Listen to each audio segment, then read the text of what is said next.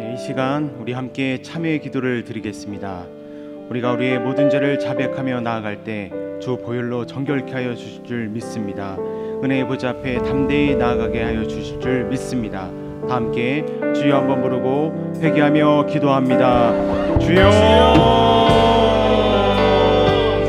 아버지, 하나님 아버지, 감사드립니다. 주님의 주님을 더하여 주옵소서. 하나님의 시간 주셔서 우리 모든 죄를 같이 맡아주시고 하나님의 놀라우신 능력으로 주님 충만하게 부어주시옵소서. 하나님의 주님을 원합니다. 하나님의 놀라우신 능력을 시간 곳 가운데 더하여 주시옵소서. 어디 주님의 놀라우신 은혜를 구합니다. 주님의 성령의 능력을 구합니다. 주님의 시간 곳에 주님의 능력을 부어주시옵소서. 하나님의 놀라우신 은혜를 구하오니 주님의 시간 오셔서 우리의 주와 허물을 치유하여주시고 성령으로 태워주시고 하나님의 놀라우신 은혜를 주님의 시간 곳 가운데 허락하여 주시옵소서. 오직 주님의 명령입니다. 오직 주님의 명령을 사모합니다. 하나님의 시간 곳 가운데 오셔서 우리를 위하여 아버지 하나님의 시간 가운데 우리가 나아갈 수 있도록 허락하여 주시옵소서. 하나님의 담대히 바라봅니다. 주님의 주님의 시간을 바라봅니다. 하나님의 영원하시옵소서.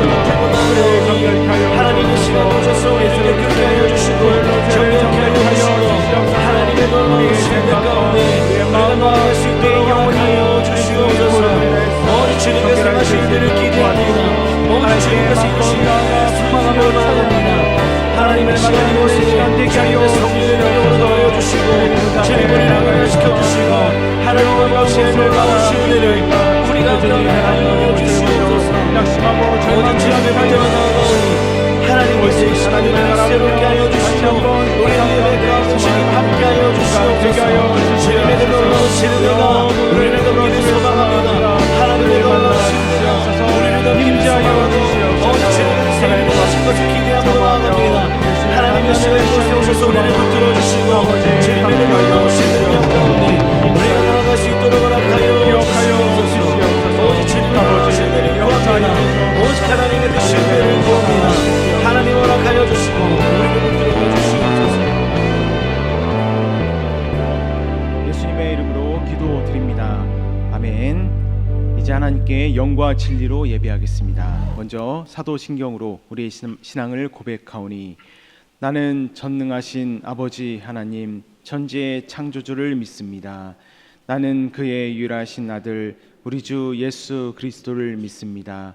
그는 성령으로 잉태되어 동정녀 마리아에게서 나시고 본디오 빌라도에게 고난을 받아 십자가에 못 박혀 죽으시고 장사된 지 사흘 만에 죽은 자 가운데서 다시 살아나셨으며 하늘에 오르시어 전능하신 아버지 하나님 우편에 앉아 계시다가 거기로부터 살아있는 자와 죽은 자를 심판하러 오십니다.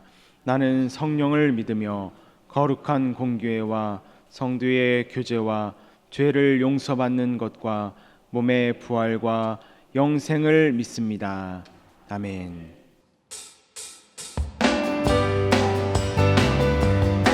우리 다시 힘차게 박수치며 찬양하며 나아가겠습니다. 많은 사람들이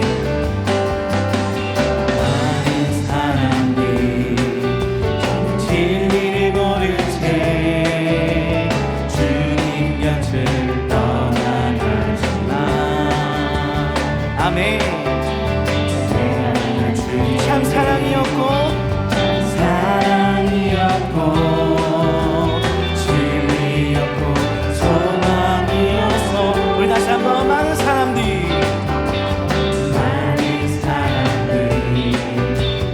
진리를 버릴 채 주님 곁을 떠나가지만 내가 만난 주님의 아멘. 사랑이었고 진리였고 소망이었어. 난 예수가 좋다오. 난 예수가 좋다오. 난 예수가 좋다오.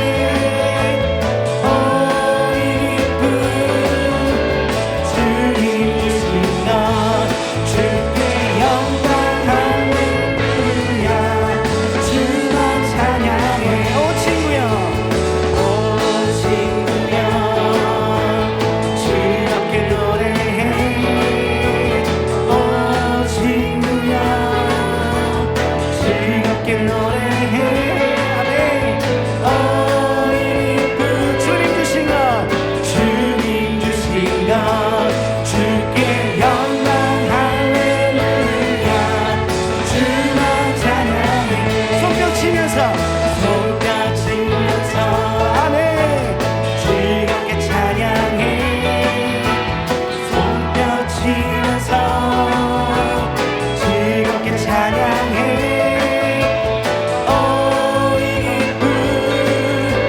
주님 주신 너 줄게 아멘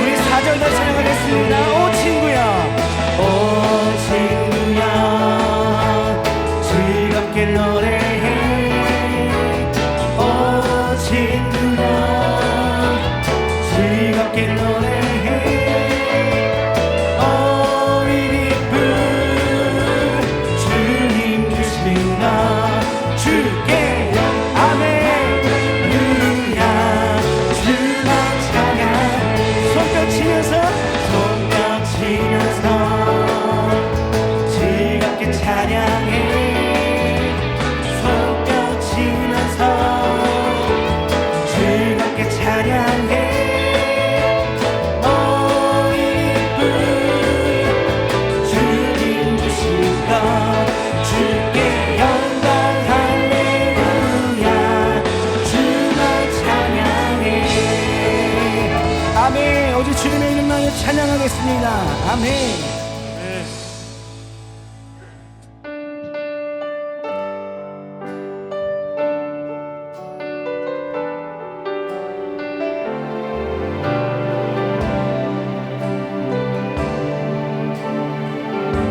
내 눈 주의 영광을 보내 내 눈 주의 영광을 보내 우리 가운데 계신 주님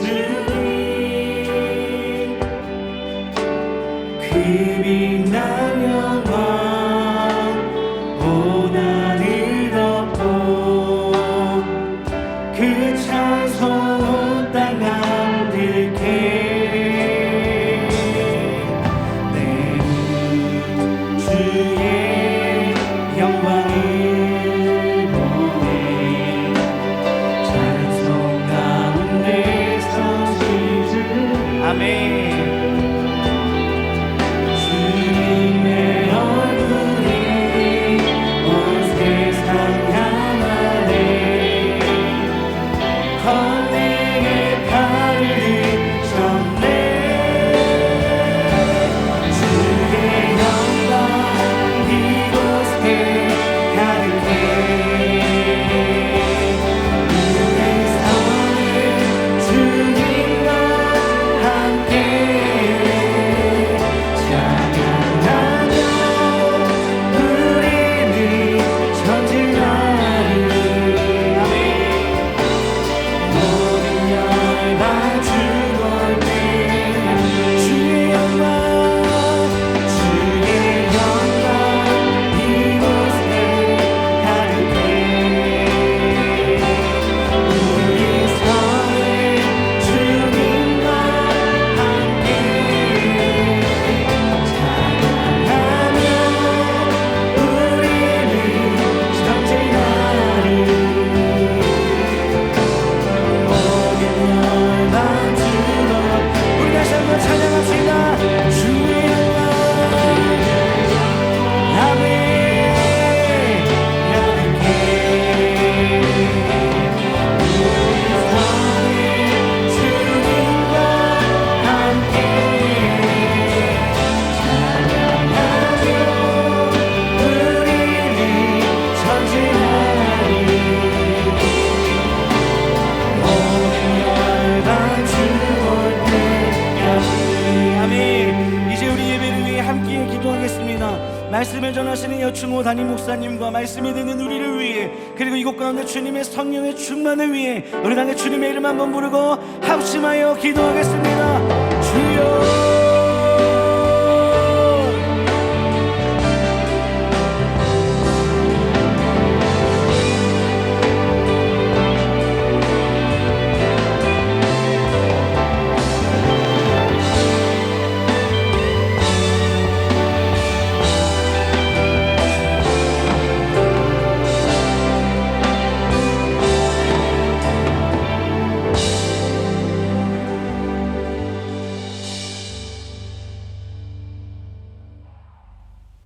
거룩하신 하나님 아버지, 오늘도 복된 날을 허락하시고 존귀하신 하나님을 찬양하며 경배케 하시오니 감사를 드립니다.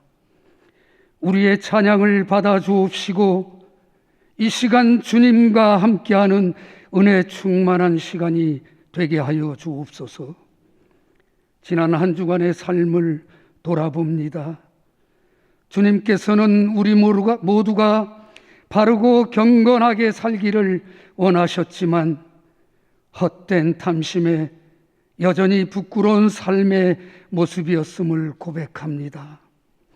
두 손 높이 들고 십자가 앞에 나아가오니 주님의 보혈로 깨끗하게 하시어 거룩한 예배 자리로 나아갈 수 있도록 은총을 베풀어 주옵소서.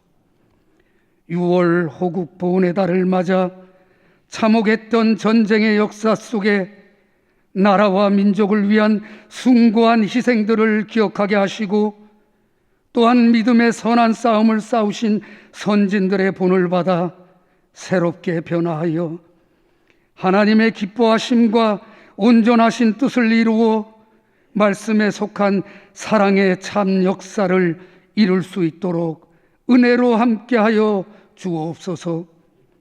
코로나19로 훼손되었던 모든 일상이 다시 회복되고 백신과 치료제가 안정화되어 하나님 앞에 뜨겁게 예배하며 찬양할 수 있는 날이 속히 오게 하여 주옵소서.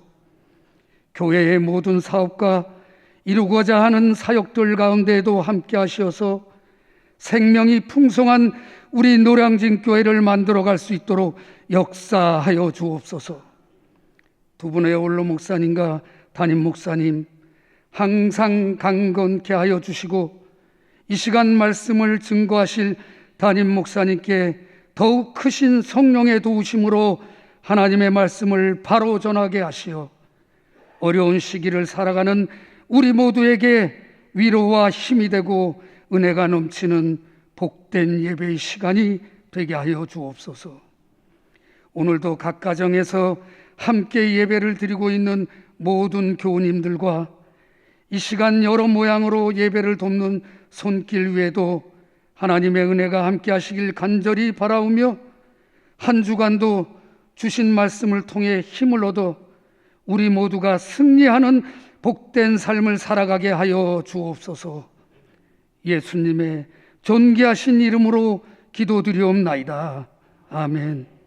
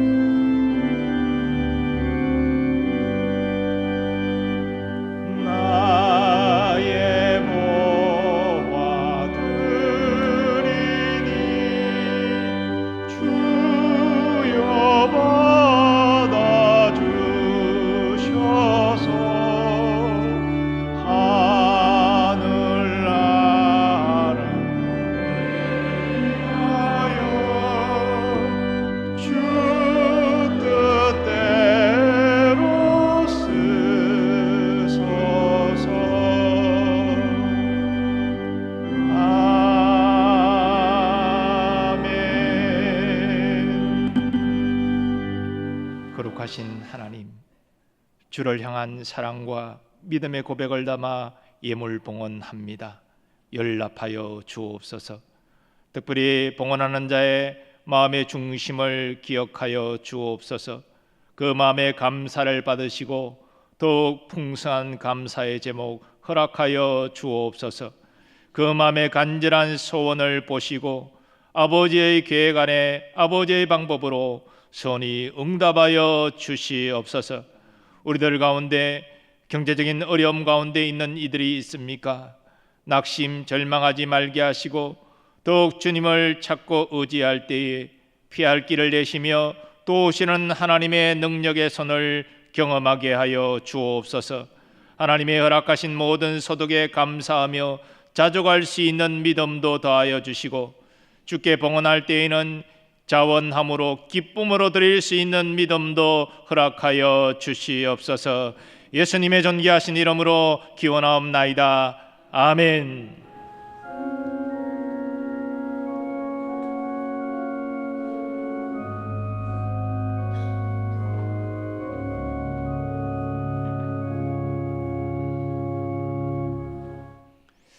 네, 성도의 교제 시간입니다. 우리 옆에 분들 서로 축복하며 인사하겠습니다. 기도하면 하나님이 도우십니다. 기도하면 하나님이 도우십니다. 네, 우리 온라인 예배 드리는 교우들을 향해서도 손 들고 축복하겠습니다. 기도하면 하나님이 도우십니다. 네, 오늘 새가족 수료하시는 분 계신데요. 정순분 교우님 잠시 앞으로 나오시겠습니다. 예, 앞으로 나오시고요. 제가 수료 정서를 읽고 우리 성경책과 함께 전달하도록 하겠습니다. 괜찮으시겠어요? 올라오시는데? 예.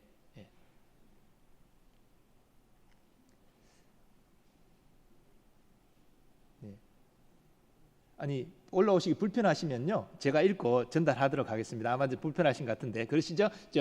밑에 그냥 계세요. 제가 읽겠습니다. 수료정서 정순분 교우님, 이분은 예수님을 나의 주님, 나의 구세주로 믿고 신앙생활을 잘 할 수 있도록 안내하는 새가족부 과정을 충실히 이수하였기에 이 정서를 수여합니다. 노량진교회 담임 목사 여청호, 제가 전달하겠습니다.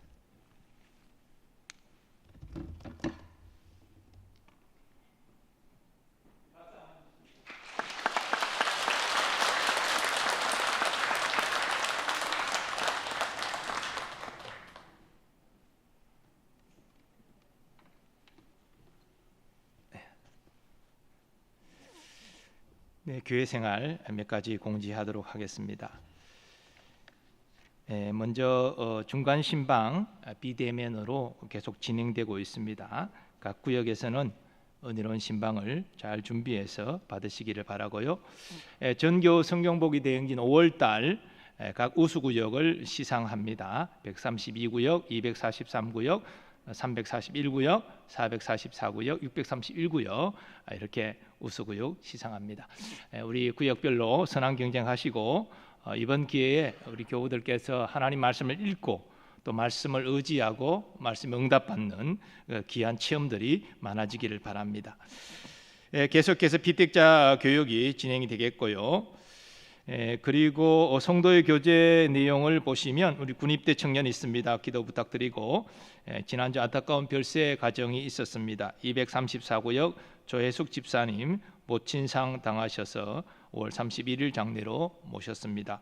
또 252구역 우리 장성의 은퇴 집사님께서 향년 79세로 하나님의 부르심을 받으셔서 6월 3일 장례로 모셨습니다.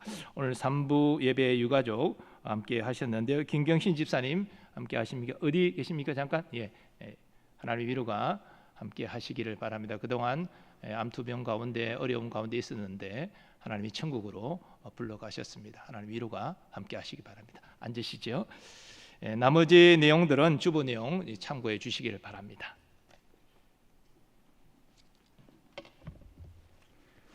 이 시간 우리에게 주시는 하나님의 말씀은 이사야 57장 14절에서 21절까지의 말씀입니다.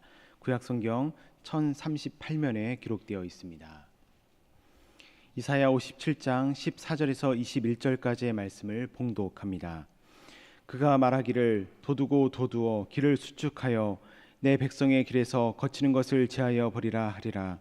지극히 존귀하며 영원히 거하시며 거룩하다 이름하는 이가 이와 같이 말씀하시되 내가 높고 거룩한 곳에 있으며 또한 통회하고 마음이 겸손한 자와 함께 있나니 이는 겸손한 자의 영을 소생시키며 통회하는 자의 마음을 소생시키려 함이라. 내가 영원히 다투지 아니하며 내가 끊임없이 노하지 아니할 것은 내가 지은 그의 영과 혼이 내 앞에서 피곤할까 함이라. 그의 탐심의 죄악으로 말미암아 내가 노하여 그를 쳤으며 또 내 얼굴을 가리고 노하였으나 그가 아직도 패역하여 자기 마음의 길로 걸어가도다. 내가 그의 길을 보았은즉 그를 고쳐줄 것이라. 그를 인도하며 그와 그를 슬퍼하는 자들에게 위로를 다시 얻게 하리라. 입술의 열매를 창조하는 자 여호와가 말하노라. 먼데 있는 자에게든지 가까운 데 있는 자에게든지 평강이 있을지어다. 평강이 있을지어다. 내가 그를 고치리라 하셨느니라. 그러나 악인은 평온함을 얻지 못하고 그물이 진흙과 더러운 것을 늘 솟구쳐내는 요동하는 바다와 같으니라. 내 하나님의 말씀에 악인에게는 평강이 없다 하셨느니라. 아멘.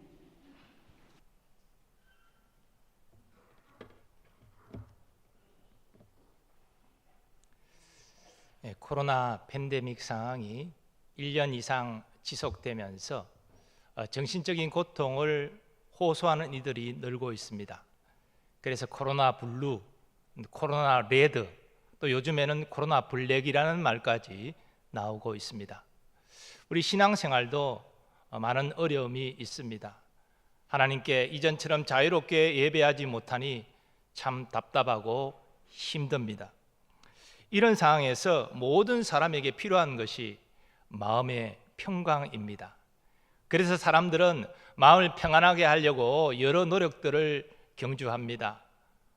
명상을 하기도 하고 또 운동도 하고 또 책도 읽습니다.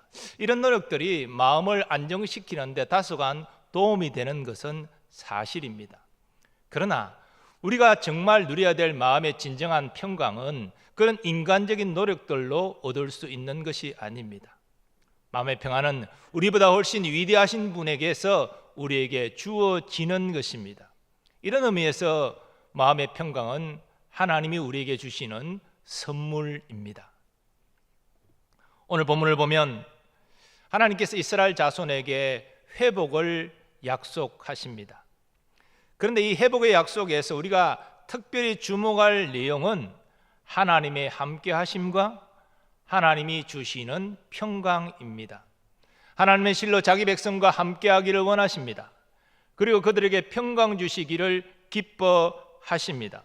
이처럼 하나님의 함께 하심과 하나님이 주시는 평강은 분리할 수 없이 연결되어 있습니다. 우리는 그 사실을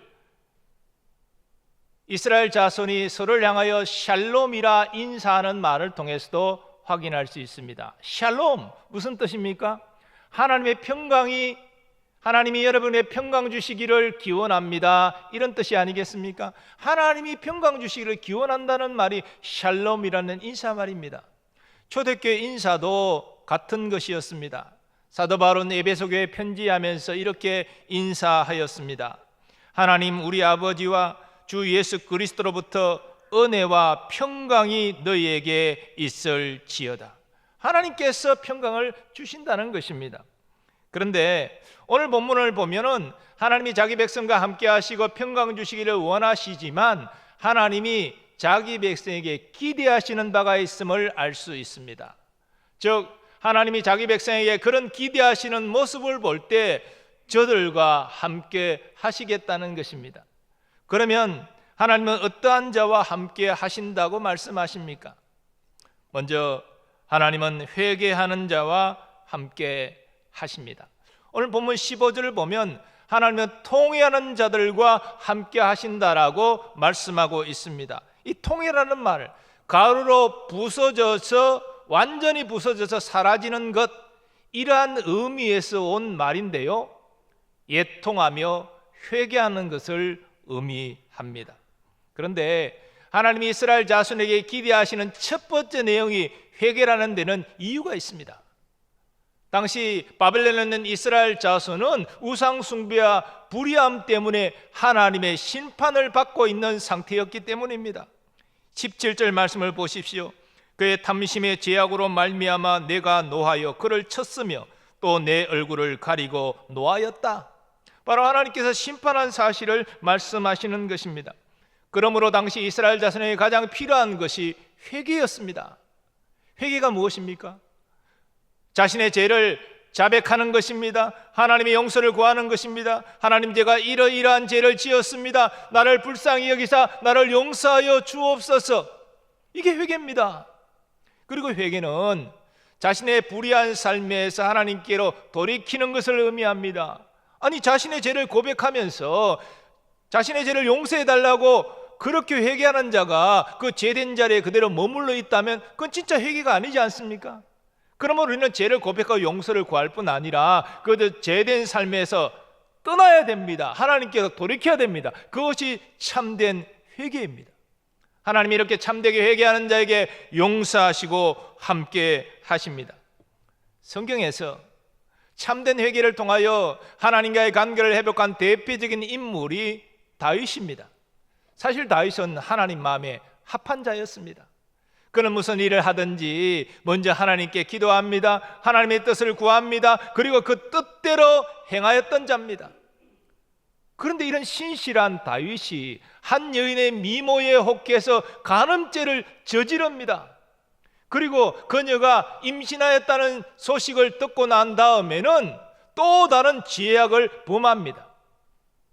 그 여인의 남편은 전쟁터에서 왕과 백성을 위하여 목숨을 걸고 싸우고 있었는데 그 장수 우리아를 왕궁으로 불러서 치하하면서 이제 집으로 가서 아내와 동침하라, 위로를 받으라, 그렇게 명합니다. 하지만 이 우리아는 충직한 사람인지라 전쟁에서 싸우고 있는 동료들을 생각할 때 내가 그런 호사를 누릴 수가 없다, 집으로 안 갑니다. 자신의 계획이 이루어지지 않은 것을 알고 다윗은 그를 치열한 전쟁터로 보내서 죽게 합니다. 자신의 죄를 감추기 위해서 더 큰 죄악을 저지른 것입니다. 아니, 어떻게 신실한 다윗이 이런 천인공노할 죄악을 행할 수 있는 것입니까?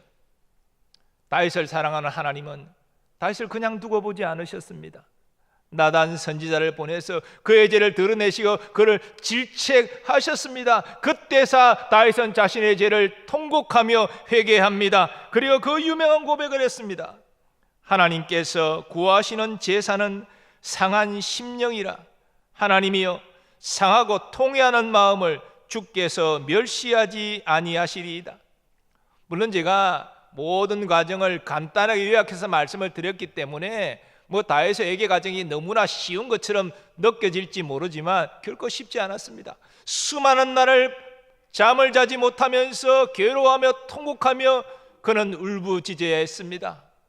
그리고 그 여인과의 사이에서 난 그 아들이 어려서 죽는 고통도 그는 맛보여야 했습니다. 그는 자신의 죄에 대한 대가를 치른 것입니다. 그러나 하나님은 회개하는 다윗을, 그 상하고 통회하는 마음을 멸시하지 아니하셨습니다. 다윗을 용서하시고 하나님과의 관계를 회복하여 주셨습니다. 우리도 마찬가지입니다. 하나님과 함께 하시는 인생이 되기를 원하십니까? 그런데 우리의 죄된 모습을 보니까 자신이 없습니까? 용서받지 못할 것 같습니까? 그래서 낙심되고 절망됩니까? 아닙니다. 하나님은 통회하는 자, 상하고 통회하는 마음을 멸시하지 아니하십니다. 예수님도 애통하는 자가 복이 있다 말씀하셨죠. 하나님이 위로가 있다라고 말씀하셨죠. 그러므로 우리는 죄를 지었을 때 빨리 깨닫고 회개해야 됩니다. 그것이 복된 것입니다. 왜냐하면 하나님의 은혜 아래 있는 자는 하나님께 범죄했을 때 그것을 빨리 깨닫는 것이지요. 왜냐하면 나를 사랑하시고 믿어주시는 하나님을 배반한 것 아닙니까? 그 마음을 아프게 한 것 아닙니까? 그것 때문에 믿음의 사람들은 고통하며 괴로워하는 것입니다. 그래서 죄를 숨기지 아니합니다. 핑계대지 아니합니다. 즉각적으로 회개합니다. 하나님은 그 회개를 받으시는 거예요. 용서하시고 함께 하시고 그를 마침내 회복하여 주십니다. 두 번째로, 하나님은 마음이 겸손한 자와 함께 하십니다.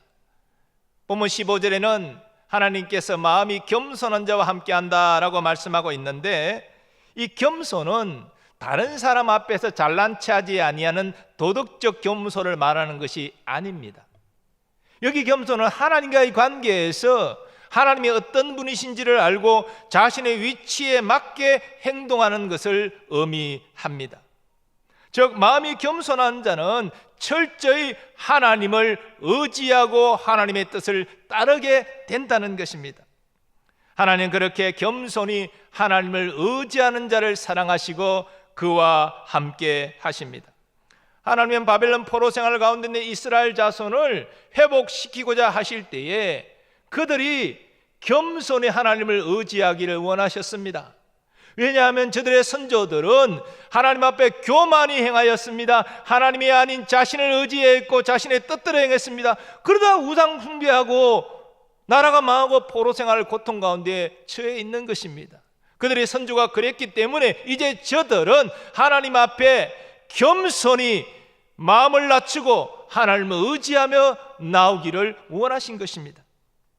마음이 겸손한 가장 대표적인 분이 바로 예수님입니다. 예수님은 하나님의 독생자이지만 이 땅에 오셔서 철저히 하나님을 의지하시고 하나님의 뜻을 따라 행하셨습니다.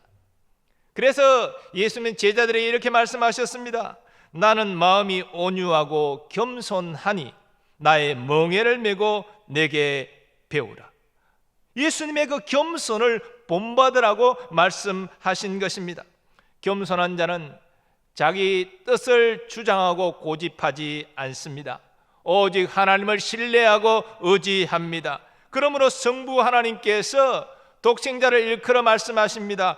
이는 내 사랑하는 아들이요 내 기뻐하는 자라. 바로 겸손한 독생자를 이렇게 사랑하여 기뻐하는 자라고 말씀하셨습니다. 우리는 하나님의 말씀하신 이 겸손을 사도 바울의 고백을 통해서도 확인하게 됩니다. 사도 바울이 쓴 서신서를 읽어보면 그 초기 사역 때 그는 자신의 사도권을 강조합니다. 내가 사도다. 부활하신 예수님을 내가 만났다. 왜 그가 그렇게 강조합니까? 당시 초대교회 안에 예수님 살아계실 때 바울은 함께하지 않았다. 그의 사도권을 의심하는 자들이 있었기 때문입니다.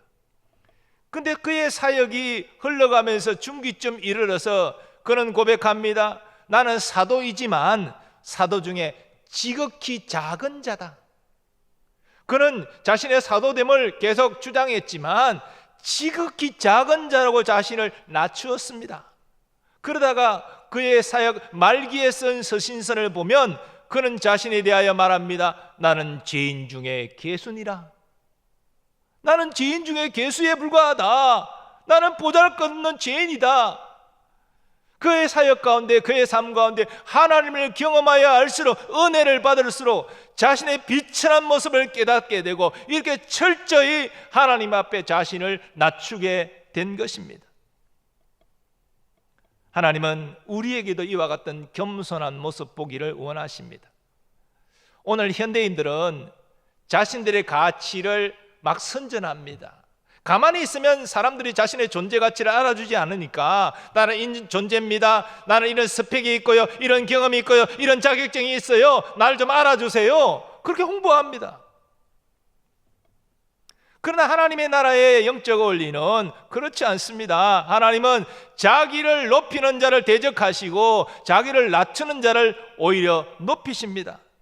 교회는 이 영적 원리가 적용되는 곳이 되어야 됩니다. 교회 안에는 정말 하나님의 은혜를 받고 사람을 의식하는 것이 아니라 하나님을 바라보고 겸손히 헌신하는 이들이 있습니다. 그런데 참 사람이 연약한 사람이 사는 곳이라 그 겸손함을 그 충성됨을 알아주지 못할 수 있습니다. 그래서 중직자도 못 되고 그의 이름이 드러나지도 않고 그럴 수도 있어요. 하지만 정말 겸손하고 충성된 사람은 그것 때문에 실망하지 않습니다. 왜냐하면 사람을 바라보고 사람의 인정을 바라보고 그가 헌신한 게 아니기 때문이지요. 그리고 하나님은 그의 겸손과 헌신을 분명히 아십니다. 그래서 때가 되면 그를 높이십니다. 그를 사용하십니다. 교회에 그렇게 하나님 앞에 겸손히 충성하는 자가 많을수록 그 교회는 건강하고 능력이 나타나는 거예요. 생명이 풍성한 교회가 되는 것이지요. 하나님께서 우리에게도 그와 같은 겸손과 충성됨을 주시기를 원합니다. 그래서 사도 바울과 함께 하신 하나님께서 우리를 인정하시고 우리와 함께 하시고 우리를 높이시고 쓰시는 것을 경험하는 여러분 되시기를 예수님의 이름으로 축원합니다. 세 번째로 하나님은 의를 행하는 자와 함께 하십니다. 하나님께서 포로 생활 가운데 있는 이스라엘 자손이 그들의 그 포로지에서 해방되어 이스라엘로 돌아올 때에 그들에게 기대하는 또 다른 내용이 불법을 버리고 의를 행하는 것입니다. 다시 말해 하나님 말씀에 순종하는 것이지요. 그러므로 하나님께서 말씀하십니다. 내가 그의 길을 보았은즉 그를 고쳐줄 것이라. 그를 인도하며 그와 그를 슬퍼하는 자들에게 위로를 다시 얻게 하리라. 이 말씀, 하나님이 이스라엘이 가는 길을 보았다라고 말씀하시고 그 길을 고쳐주리라 말씀하고 있는데, 이게 무슨 의미입니까? 이스라엘 자손은 우상숭배와 불의함으로 하나님이 심판받아 나라가 망하고 바벨론 끌려가여 고통하고 있는 것입니다. 그런데 당시 대다수 사람들이 자신들의 불의함을 깨닫지 못하고 마음을 패역하게 하여 자신들이 원하는 길로 계속 걸어가고 있었다는 것입니다. 그런데 하나님께서 예레미야 선지자를 통하여 포로 생활 70년이 차면 저들을 해방시켜 주겠다고 예고하지 않으셨습니까? 그때가 되었기 때문에 그렇게 잘못된 길로 나아가는 저들을 은혜로 고쳐주겠다 말씀하십니다. 불의한 길을 고쳐주시는 것이 무엇입니까? 의의 길로 나아가도록 이끄시겠다는 것이지요. 하나님은 의를 행하는 자가 복이 있다라고 말씀하셨습니다. 이사야 56장 2절 안식일을 지켜 더럽히지 아니하며 그의 손을 금하여 모든 악을 행하지 아니하여야 하나니 이와 같이 하는 사람, 이와 같이 굳게 잡는 사람은 복이 있느니라. 여기 보면 안식일을 지키라, 이 하나님 사랑 계명이거든요. 또 손을 금하여 모든 악을 행하지 말아야 된다. 이웃과의 관계에서 악을 행하지 말라. 이웃사랑의 계명을 지키라는 강조의 말씀이거든요. 그러니까 하나님의 말씀에 순종하는 의를 행하는 자가 어떻다고요? 복이 있느니라 이미 말씀하셨습니다. 하나님은 말씀에 순종하여 의를 행하는 자와 함께 하십니다. 사도 요한은 그의 서신서에서 하나님의 자녀가 의를 행해야 될 이유를 이렇게 증거합니다. 너희가 그가 의로우신 줄을 알면 의를 행하는 자마다 그에게서 난 줄을 알리라. 하나님이 의로우신 분이시잖아요. 죄가 없으신 분이시잖아요. 그러므로 하나님께로부터 난 자는 하나님의 의로움을 따라 의를 행해야 된다, 이런 말씀입니다. 이 사실은 하나님이 친히 말씀하신 다음의 말씀으로도 확인 가능합니다. 너희는 거룩하라. 이는 나 여호와 너희 하나님이 거룩함이니라. 사랑하는 여러분, 우리는 예수님을 믿을 때에 예수님의 의를 전가받아 의로운 자로 인정받았습니다. 칭의, 우리의 신분의 의로움이죠. 우리는 예수님 안에서 죄인이 아닙니다. 우리는 의인이 되었습니다. 이 분명한 사실을 확신하시기 바랍니다. 그런데 우리가 신분이 의로워졌지만 이제부터 실제적인 우리의 삶이 의로워져야 됩니다. 신분만 의롭고 내 삶은 불의하면 이건 문제가 있는 거잖아요. 이것이 바로 성도의 성화인데 이것에 제외된 사람은 한 사람도 없습니다. 우리 모두는 예수님의 의로운 성품을 닮아가야 하는 것이지요. 성도의 의론상과 관련해서 우리 정말 힘쓰고 이루어야 될 것이 성령의 열매입니다. 오직 성령의 열매는 사랑과 희락과 화평과 오래 참음과 자비와 양성과 충성과 온유와 절제니 이 같은 것을 금지할 법이 없느니라. 우리는 미움, 다툼, 시기, 질투 가운데 살면 안 됩니다. 이미 어려운 신분을 가진 우리는 성령의 열매를 맺으면서 살아야 됩니다. 성령의 열매를 맺는 것이 물론 쉬운 것은 아니지요. 하지만 우리가 성령의 인도하심을 받고 있기 때문에 성령의 열매를 맺을 수 있습니다. 하나님이 우리를 도우십니다. 그리고 성령의 열매를 맺기 시작하면 우리는 더욱더 풍성한 성령의 열매를 맺을 수가 있습니다. 성령의 열매를 맺는 그 삶이 하나님께 순종하는 삶이기 때문에 순종하는 자가 더욱 순종할 수 있기 때문입니다. 그렇게 우리가 성령의 열매를 맺고 의를 행하며 살아갈 때 우리는 하나님의 함께 하심과 하나님의 돌보심과 인도하심을 경험하게 될 것입니다. 사랑하는 여러분, 죄를 회개하지 않고 그 마음이 교만하고 불의를 행하는 자가 하나님의 은혜를 받을 수는 없습니다. 그리고 이런 불의한 상태가 지속되면 그 마음이 완악하게 굳어지게 됩니다. 나라가 망하고 바벨론의 포로로 끌려와서 살았던 이스라엘 자손이 자신의 잘못, 선조의 잘못을 회개하지 않고, 그래서 부드러운 마음, 겸손한 마음을 갖지 않고 계속해서 원망 불평하고 불의를 행하면서 삶으로 그 마음이 완악하여졌습니다. 하지만 하나님의 때가 되어서 하나님께서 은혜로 저들을 회복하여 주고자 하십니다. 하지만 하나님의 은혜로 약속하시고 은혜로 구원하고자 하실 때에 이스라엘 자손은 마땅히 회개해야 되고 겸손히 하나님을 의지해야 됐으며, 또한 말씀 앞에 의롭게 순종하여 나가야 마땅했습니다. 더구나 하나님이 약속하셨습니다. 두려워하지 말라, 내가 너와 함께함이라. 놀라지 말라, 나는 내 하나님이 됨이라. 내가 너를 굳세게 하리라. 참으로 너를 도와주리라. 참으로 나의 오른손으로 너를 붙들리라. 이런 약속의 말씀까지 하시는 하나님을 저들이 안다면 어찌 계속 불의한 삶을 고집할 수 있겠습니까? 회개하고 겸손히 하나님을 의지하고 말씀 앞에 순종하는 자로 나와야 할 것입니다. 그런데 여러분, 오늘 말씀은 사실은 우리에게 주시는 하나님의 말씀입니다. 여러분, 그들은 다 허물과제로 죽어 있던 자들입니다. 하나님 없어도 잘 살 수 있다라고 말하던 자들입니다. 이런 우리가 영원한 심판, 지옥 가는 거 마땅한 일입니다. 그런데 하나님께서 은혜로 우리를 택하여 불러주셨습니다. 회개의 영을 주셔서 회개하게 하시고, 우리에게 부드러운 마음을 주셔서 겸손히 하나님을 의지하게 하시고, 그리고 말씀에 순종할 수 있는 믿음을 우리에게 더해 주셨습니다. 사랑하는 여러분, 이스라엘 자손은 사실 하나님의 은혜를 받은 자로서 마땅히 회개하고 겸손히 주님 의지하고 말씀에 순종하는 의를 행해야 했습니다.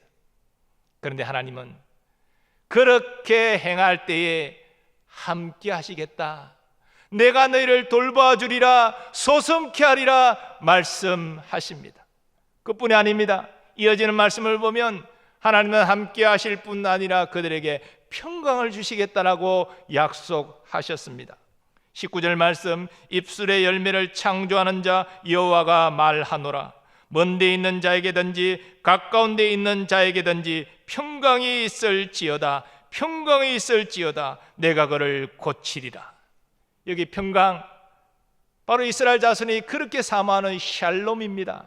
이 샬롬의 의미가 무엇입니까? 먼저 내 마음의 평안, 염려, 근심, 걱정이 없는 평안의 상태. 그러나 그것만이 아닙니다. 내 삶의 환경이 다툼과 분열과 그런 싸움 있는 삶이 아니라 평화로운 삶, 그래서 모든 것이 만족되는 삶, 이것이 샬롬입니다. 하나님께서 이 샬롬을 우리에게 주신다는 것이죠. 모든 것이 만족되어 마음이 평안하기 때문에 이 평강은 기쁨으로 이어질 수밖에 없습니다. 평강과 기쁨은 뗄 수 없는 짝이지요. 그래서 사도 바울은 로마서에서 이렇게 말합니다. 하나님의 나라는 먹는 것과 마시는 것이 아니요 오직 성령 안에 있는 의와 평강과 희락이라. 여러분, 하나님의 나라가 뭡니까? 우리가 죽어서 가는 곳만이 하나님 나라입니까? 물론 그렇죠. 하지만 우리가 이 땅에서 경험하는 하나님 나라가 있습니다. 하나님이 우리의 심령을 주장하시고, 하나님 우리 교회를 주장하시고, 하나님 우리 나라를 주장하시고 통치하실 때 하나님 나라가 열리는 것입니다. 다시 말해 하나님이 함께 하시는 것이 하나님의 나라지요. 이 하나님 나라는 세 가지 특징이 있는데, 첫 번째가 의로움입니다. 하나님이 함께 하시는 곳에는 의로움이 나타납니다. 다른 말로 말해서 우리가 의롭게 살아갈 때 하나님이 함께 하신다는 것이지. 두 번째 특징이 뭡니까? 바로 평강이지요. 의로운 삶 가운데 하나님이 함께 하시고 평강을 주시는 것입니다. 세 번째 특징이 무엇입니까? 희락, 기쁨입니다. 모든 것이 만족되니 기쁨인 것이지요. 그래서 그리스도인의 행복이라는 것은 많이 소유해서 누리는 행복이 아니라 의로운 삶 가운데 평강을 누리고 기쁨으로 충만한 것이 행복인 것이지요. 예수님이 이 땅에 오신 것은 죄인을 구원하시기 위함이지요. 이 구원의 특징이 무엇입니까? 우리를 의로운 백성으로 의롭게 살아가도록 만들어주시는 것이지요. 그러므로 이어지는 것이 무엇입니까? 평강과 기쁨을 주시는 것입니다. 그러므로 우리가 지금 예수님 안에서 평강과 기쁨을 누리려면 회개해야 됩니다. 그래서 하나님과 나의 막힌 담이 완전히 허물어져야 됩니다. 뿐만 아니라 겸손히 하나님을 바라보고 의지해야 됩니다. 그리고 말씀을 따라서 의롭게 살아가야 합니다. 그때 주님이 나와 함께 하시고 내게 평강을 주시는 것이지요. 우리나라 민족도 같은 논리가 적용됩니다. 우리나라 평화, 우리 민족의 평화가 임하는 길이 어디 있습니까? 하나님이 함께 하실 때 평화가 임하는 것입니다. 근데 문제는 믿지 않는 분들은 영적 원리를 모르잖아요. 영적 원리를 따라 살아갈 수 없잖아요. 그래서 교회를 세우시고 우리를 세우셔서 제사장 역할을 감당하게 하시는 것입니다. 교회가 그래서 회개해야 됩니다. 하나님 뜻대로 교회가 운영되지 않는 모든 불법에 대해서 회개해야 됩니다. 뿐만 아니라 모든 교회 사역 가운데 겸손히 하나님께 기도하고 의지해야 됩니다. 그리고 하나님께서 기뻐하시는 의를 행할 때 하나님이 교회를 통하여 믿는 자들을 통하여 우리나라에 하나님의 평화가 임하는 것을 경험하게 될 것입니다.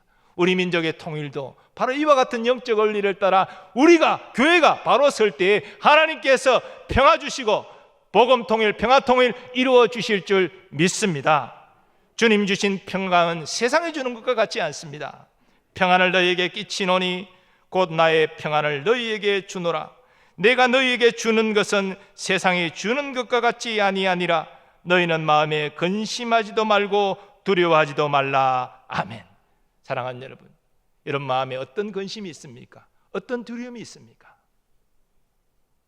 이런 가운데 오늘 말씀의 원리를 우리 자신에게 적용하기를 원합니다. 하나님, 내가 하나님 앞에 회개하지 않은 죄가 있습니까? 하나님과 나의 막힌 담이 있습니까? 하나님 나를 깨닫게 하여 주셔서 회개함으로 하나님과 막힌 담이 다 허물어지게 하여 주옵소서. 기도하시기 바랍니다. 그리고 내가 정말 하나님을 겸손히 의지하고 있는가, 하나님 아닌 다른 것들을 의지하고 있지는 않는가 살피시기를 바랍니다. 그리고 내가 정말 하나님이 기뻐하시는 말씀을 따라 순종하는 의를 행하는 것을 점검하셔서 오늘 말씀의 원리에 따라 살아가기로 결단하는 여러분 되시기를 바랍니다. 그러한 여러분에게 하나님 함께 하십니다. 마음의 두려움, 근심, 걱정 떠나가게 하시고 참 평강을 허락하여 주실 것입니다. 다야 참 기쁨도 우리에게 주실 줄 믿습니다. 이런 은혜가 우리 모든 교회들에게 있으시기를 예수님의 이름으로 축원합니다. 우리 다 일어나셔서 오늘 말씀 생각하시면서 함께 찬양하기를 원합니다. 412장 내 영혼의 그 깊은 데서 함께 찬양하겠습니다.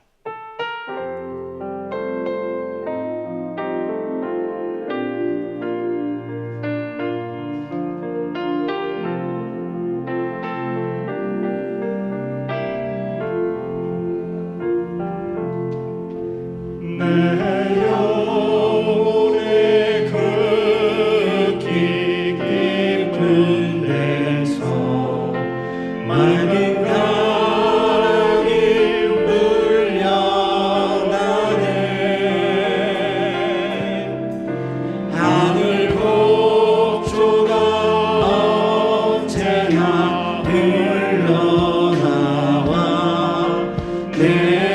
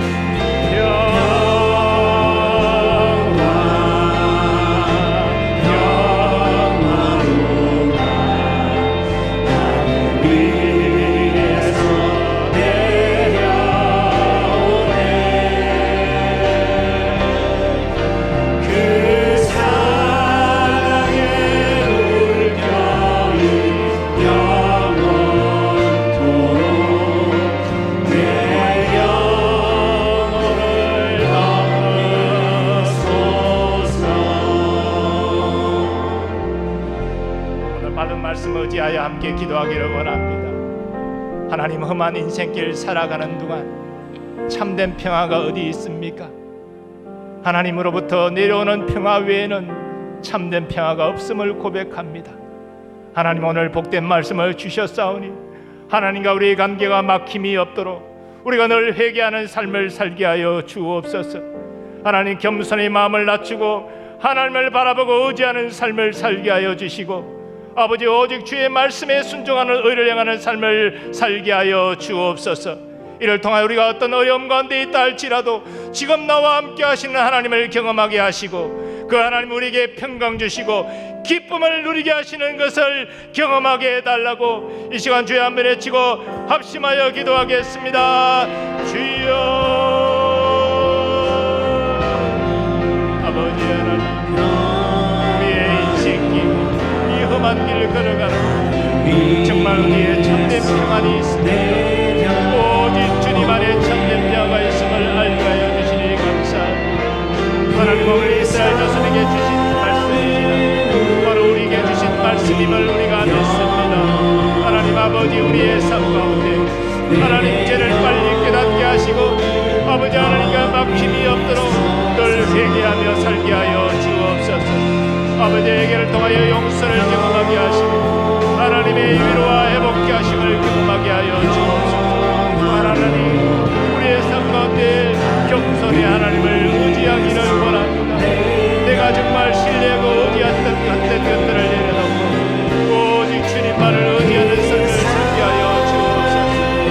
의지하는 자를 도우시고 회복하시는 하나님을 경험하기를 원합니다. 하나님 아버지, 이제는 아버지의 골목을 떠나게 하시고 오직 말씀에 순종하는 은혜를 행하는 삶을 살기를 원합니다. 아버지, 그런 가운데 하나님의 함께 하심과 하나님의 회복케 하심의 경험을 누리게 되는 줄 믿습니다. 오늘 하나님, 이스라엘 자손에게 말씀하십니다. 이런 너희와 내가 함께하리라 역사하여 주시니 감사합니다. 우리에게도 동일하게 함께하여 주실 줄 믿습니다. 함께하는 주님께서 놀라운 평강을 우리에게 허락하여 주시고 더 나아가 참으로 놀라운 기쁨까지도 누리게 하여 주실 줄 믿사오니 이것이 우리가 걸어가는 동안 꼭 누려야 될 참된 행복인 줄 믿습니다.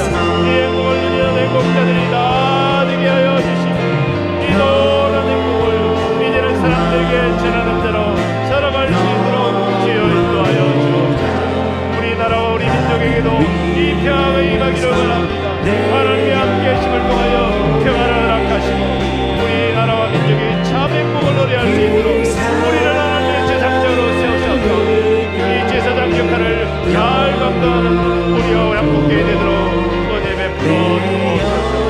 역사하여 주시옵소서. 하나님 아버지, 감사합니다. 하나님, 인생의 험한 길 가운데 어디에서 참된 평강을 누릴 수 있습니까? 오직 하나님 안에서만 누릴 수 있음을 알게 하여 주시니 감사합니다. 이스라엘 자손에게 하나님이 기대하신 바대로 회개의 삶을 통하여서 더욱 하나님께 가까이 다가서는 저희들이 되게 하시고, 하나님, 오직 하나님만을 신뢰하고 의지하는 겸손한 삶을 경주하게 하시며, 이제는 하나님의 의로운 말씀을 붙들고 말씀에 순종하는 삶을 통하여서 하나님을 기쁘시게 하고, 이를 통하여 하나님의 함께 하심과 하나님의 평강 주심과 하나님의 기쁨 주시는 삶을 살아갈 수 있게 하여 주시옵소서. 하나님 아버지, 오늘 우리가 주님 앞에 우리의 삶의 문제를 다 맡깁니다. 우리의 건강의 문제, 가정의 문제, 자녀의 문제, 생업의 문제까지 주님 앞에 다 맡기오니 주여, 주님 맡아주시고 돌봐주시고 역사하여 주시옵소서. 특별히 멀리 유학 중인 우리의 자녀들 기억하여 주옵소서. 군복무직인 우리의 자녀들 지켜 주옵소서. 선교사님들과 그 가족들을 안보하여 주시옵소서. 오늘도 교회와 사역과 또 성도들을 섬기는 모든 주의 종들을 기억하시고 은혜와 복을 내려 주옵소서. 우리나라와 우리 민족에게도 긍휼과 자비를 베풀어 주셔서 코로나를 속히 극복하게 하시고 우리가 소원하는 남북의 평화복음 통일도 속히 이루어 주시옵소서. 이제는 우리 주 예수 그리스도의 은혜와 하나님 아버지의 무한하신 사랑하심과 성령님의 역사하심과 교통하심이 오늘 말씀을 통하여서 우리의 참된 평강과 행복이 하나님의 함께하심에 있다는 사실을 깨닫고 날마다 회개를 통하여 겸손한 마음을 통하여 의를 행함을 통하여 하나님과 동행하는 삶을 살기를 소원하는 모든 주의 백성들의 삶의 범사 위에 이제부터 영원까지 함께 하시기를 간절히 축원하옵나이다. 아멘.